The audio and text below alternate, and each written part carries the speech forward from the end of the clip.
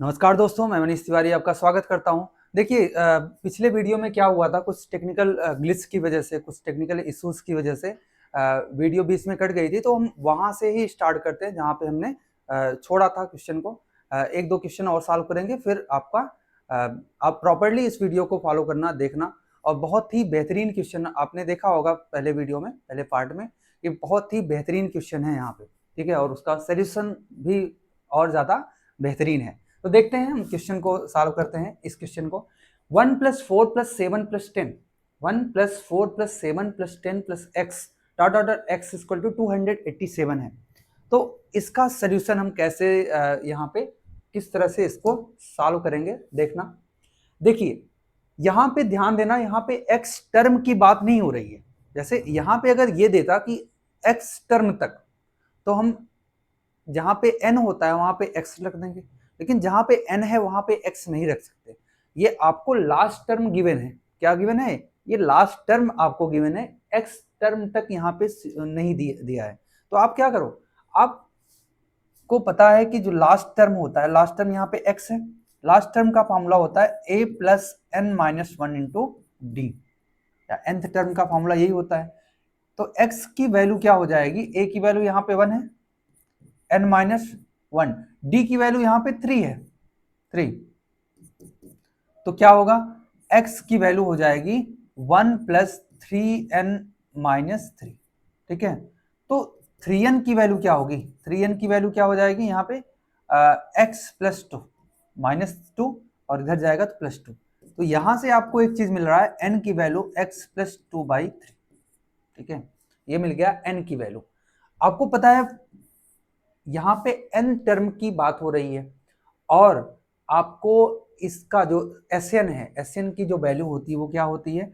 Sn की जो value होती है, Sn की वैल्यू यहाँ पे गिवन है 287, और Sn की वैल्यू जो होती है n/2 a + an, या last term a + l = 287। n की वैल्यू क्या है यहाँ पे? n की वैल्यू है x + 2, x + 2/3 है। और a की वैल्यू क्या है यहाँ पे? a की वैल्यू 1 है, और l की वैल्यू क्या है? x है, = 287। तो यहां से आप सॉल्व कर सकते हो इसको, ठीक है। यहां से आप ये सॉल्व कर सकते हो कि 3 को मल्टीप्लाई कर दो उधर, 287 × 3, और x × x, x स्क्वायर, ठीक है। x × 1 x, 2 × x 2x, 2 × 1 2, ठीक है। तो ये हो जाएगा तुम्हारा x² + 3x, और 2 उधर जाएगा।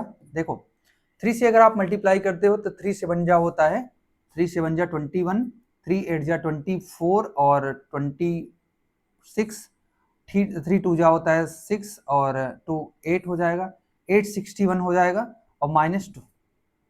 तो ये हो जाएगा x² + 3x माइनस, ये इधर आएगा -859 = 0। ये इक्वेशन है। इस इक्वेशन को आप सॉल्व करोगे, आपको x की वैल्यू मिल जाएगी। इस इक्वेशन को आप जब सॉल्व करोगे तो आपको x की वैल्यू मिल जाएगी। तो आप इस इक्वेशन को सॉल्व कर लेना, ठीक है।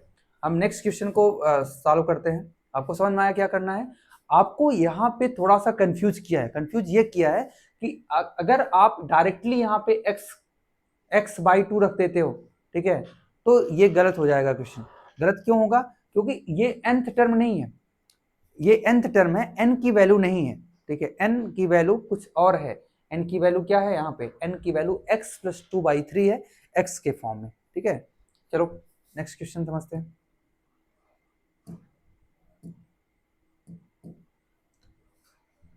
नेक्स्ट क्वेश्चन है कि if the sum of n term of 2 AP are in the ratio of, देखो इस तरह के क्वेश्चन हमने सॉल्व किया था। देखिए फिर से सॉल्व कर लेते हैं। देखिए, जैसे Sn आपको गिवन है, और Sn डैश, ठीक है, ये गिवन है, और इसकी वैल्यू है 7n + 1 और 4n + 27, ये आपको गिवन है। देखो Sn की वैल्यू क्या होती है? n/2, 2a + n - 1 × d, ये होता है। इसका भी n/2। देखो यहाँ पे a1 लिख देते हैं, यहाँ पे d1, 2a2 + n - 1 × d2, और 7n प्लस 1 और डिवाइड बाई 4n+27 ये हो जाएगा, ये इससे कैंसिल हो जाएगा। इसमें हमने बताया था कि n की जगह 2n-1 आपको रिप्लेस करना होता है, रिप्लेस n विथ 2n-1। तो 2a1 प्लस n की जगह पे क्या है, 2n-1 है, ठीक है, 2n-1 है, और साथ साथ -1 भी है तो 2n-2 हो जाएगा, साथ साथ d1, यहाँ 2a2 plus 2n-2 into d2। यहाँ पे क्या होगा, आप 7, यहाँ पे क्या है 7, और जहाँ पे n है, n की जगह पे 2n-1 रख दो प्लस 1, 4 2n-1 प्लस 27 ये हो जाएगा। देखिए यहां से अगर आप 2 कॉमन लेके कैंसिल आउट करते हो तो आपको मिल जाएगा a1 plus n-1 into d1, यहाँ पे a2 plus n-1 into d2 ये मिल जाएगा। और यहाँ पे क्या मिलेगा, 7 2 जा 14n, और 7 -7 प्लस 1 -6, 8n, और 4 1 जा 4 -4, और 27 -4 कितना होता है, 27 -4 23 होता है, कितना 23 होता है। तो ये आ गया, और आपको साफ साफ दिख रहा है कि ये क्या है, ये an है और ये an डैश है, ये an का फॉर्मूला है, ये an डैश का फॉर्मूला है, और ये हो जाएगा 14n-6 डिवाइड बाई 8n+23 ये मिल गया आपको। अब यहाँ पे क्या करना है, आपको 11th टर्म बताना है, तो आप a11 बाई a11 डैश ये निकालोगे, तो n की जगह 11 पुट कर दो, -6, 8 इंटू 11 -23, तो ये क्या हो जाएगा 154 -6 88 -20, तो ये कितना होगा 148 डिवाइड बाई 8 -3 5 8 -2 6 65 148/65, तो इसकी जो वैल्यू है 148/65 हो जाएगा, मतलब a11 रेशियो a11 डैश ये हो जाएगा 148/65, ठीक है, 148/65 इसका आंसर होगा। नेक्स्ट क्वेश्चन समझते हैं।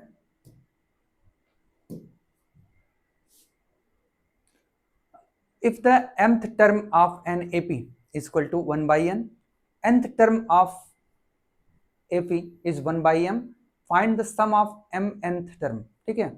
तो ये भी इस तरह के क्वेश्चन भी हमने सॉल्व किया था, अभी कुछ देर पहले इस तरह के भी क्वेश्चन सॉल्व किया था। देखते हैं इस क्वेश्चन को, देखिए mth टर्म, मतलब mth टर्म का मतलब यहाँ पे ये है am की वैल्यू यहाँ पे क्या है 1 by n, if the mth term of AP is equal to 1 by n, बिल्कुल 1 by n है, और nth term of AP क्या होगा an की वैल्यू 1 by m है, ठीक है, an की वैल्यू 1 by m है।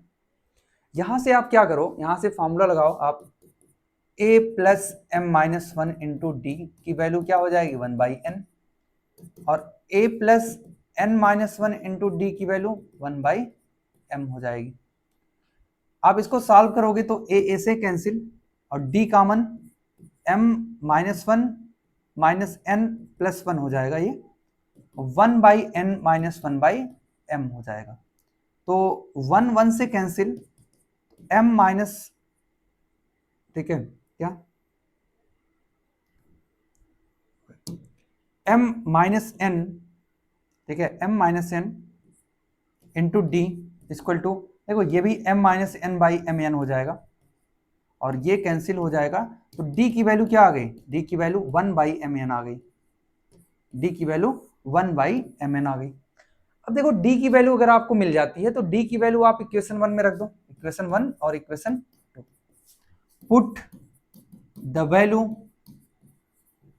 Of d in equation 1, equation 1 में आप d की वैल्यू पुट कर दो, तो d की वैल्यू अगर आप पुट करते हो तो क्या मिलेगा, a plus m minus 1 into D की वैल्यू क्या है 1 by M N, 1 by M N, और ये किसके बराबर होगा, ये 1 बाई एन के बराबर होगा। तो आप एक काम करो, a प्लस ये मल्टीप्लाई करो तो m बाई एम एन, ठीक है। अगर आप इसको मल्टीप्लाई करोगे तो m ऐसे कर सकते हो आप कि डायरेक्टली आप कह दो, ठीक है, डायरेक्टली आप, ओह सॉरी तो इरेज हो गया, ठीक है। आप फिर से सॉल्व करते हैं इसको, इरेज हो गया यहाँ पे, ठीक है। देखिए ए एम की वैल्यू क्या है, ए एम की वैल्यू 1/n है और ए एन की वैल्यू 1/m है। तो ए एम की वैल्यू क्या होगा, a plus M minus one into D equal to 1/n। A N की value a plus N minus one into D equal to 1/m, 1/m। इन दोनों को minus करोगे तो आपको मिल जाएगा d common m minus one plus minus n plus one, और इधर 1/n minus 1/m, ये कैंसिल आउट हो जाएगा तो m minus n into D equal to m minus n by M N. ये कैंसिल, तो d की वैल्यू क्या आ जाएगी, d की वैल्यू 1/mn आ जाएगी। अब क्या करो, put the value of d इन 1 में पुट कर दो, ठीक है। d की वैल्यू आप 1 में पुट कर दो। देखो ये इक्वेशन 1 है और ये इक्वेशन 2 है, ये इक्वेशन 1 है और ये इक्वेशन 2 है, तो 1 में आप पुट कर दो d की वैल्यू। तो d की वैल्यू आप 1 में पुट करोगे तो क्या मिलेगा आपको, a plus m minus one, और d की वैल्यू क्या है 1/mn, मतलब mn हो गया और इक्वल टू 1/n। तो a की वैल्यू आपको फाइंड आउट करनी थी, तो 1/n ये इस साइड जाएगा तो m minus one, m minus m यहाँ पे माइनस वन, ठीक है, यहाँ पे m माइनस 1/mn हो जाएगा। आप एक काम करो, mn LCM ले लो, ठीक है, mn LCM लोगे तो m बचेगा यहाँ पे, और यहाँ पे m माइनस वन मतलब प्लस वन हो जाएगा, m से कैंसिल हो जाएगा, तो a की वैल्यू क्या आ गई, a की वैल्यू क्या आ गई 1/mn। a की वैल्यू भी 1/mn और d की वैल्यू, दोनों की वैल्यू क्या है 1/mn। तो आपको बताना है find the sum of mnth term, find the sum of mnth term आपको फाइंड आउट करना है। देखो सम ऑफ mnth टर्म क्या होगा, SMN, sum of mnth term क्या होगा, SMN। SMN की जो वैल्यू होगी वो क्या होगी, mn/2, 2a, a की value 1/mn plus man minus one into D, D की वैल्यू भी क्या है 1/mn, ठीक है। आप एक काम करो, यहाँ पे mn 1/mn कॉमन ले लो, देखो mn/2 इंटू 1/mn ये कॉमन ले लो, तो यहाँ पे बचेगा आपको 2 मिल जाएगा, और प्लस mn माइनस वन, और देखो mn से कैंसिल हो जाएगा 1/2 और mn plus one, mn plus one, तो 1/2 mn प्लस वन, इसका जो आंसर होगा क्या होगा 1/2 mn प्लस वन, क्योंकि 2 माइनस वन क्या होता है 1 होता है, 1/2 mn प्लस वन, ठीक है। तो आज के लिए इतना ही, मिलते हैं अगले वीडियो में, तब तक आप स्वस्थ रहिए, मस्त रहिए और देखते रहिए SSS इंस्टीट्यूट ऑफ एजुकेशन, ठीक है। Thank you.